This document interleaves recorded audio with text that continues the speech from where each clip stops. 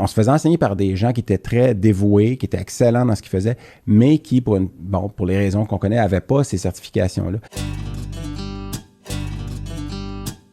96 à 2002, là, c'est comme le nœud où les spécialités ont émergé. Oui, vraiment. C'était comme nouveau au Québec. Les gens devenaient de plus en plus ouverts à pousser plus loin la médecine. Puis on se disait, oh mon Dieu, OK, finalement, je vais pouvoir faire de la médecine vraiment super intéressante. Hein. Puis les premiers spécialistes formés aux États-Unis revenaient aussi. Au milieu des années 90. Je pense que la première boardée, c'était Manon Paradis puis Rocky Di Frucchia qui faisait, pour ceux qui ne sont pas dans le domaine vétérinaire, c'était parmi les premiers vétérinaires qui revenaient de soit des provinces canadiennes anglophones ou des États-Unis avec des diplômes de certification qui existaient depuis pas si longtemps que ça non plus. Là. Les collèges ont été créés, collèges américains qu'on appelle de certification, ont été créés dans les années 70-80. Mais à ce moment-là, on se considérait vraiment très en retard par rapport aux États-Unis où est-ce que, là-bas, ils faisaient de la super médecine vétérinaire, puis le lien avec les animaux était vraiment tellement plus fort que les gens investissaient beaucoup plus. Côté puis en fait, anglophone. en fait, anglophone et États-Unis. T'en as parlé, je sais plus, je le lisais de ta plume, je sais pas si c'était dans ton livre, mais justement que c'était la différence avec la culture anglo-saxonne, c'est que pendant longtemps au Québec,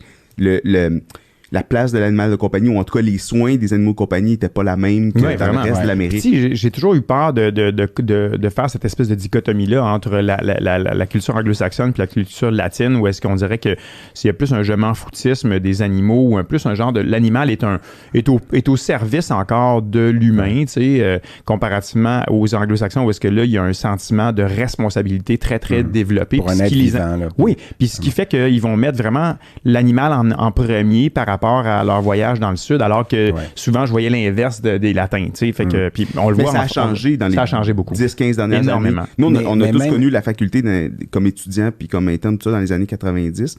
Puis les choses ont comme, à un moment donné, ça a basculé. Ouais, mais je veux quand même faire un pas en arrière de ce que vous dites, parce que malgré ça, malgré que tout ce que vous venez de dire est tout à fait vrai, on avait des professeurs qui étaient très dévoués puis qui avaient pas, parce que pour moi, c'est des lettres après mon nom. C'est sûr que d'avoir fait une résidence en oncologie puis d'avoir passé ce qu'on appelle les boards, les examens, c'est des lettres, mais c'est structuré. Fait que, un collège de spécialité, ça amène quelque chose de structuré. Il faut que tes connaissances, ça soit ça. Il y a des examens qui sont difficiles.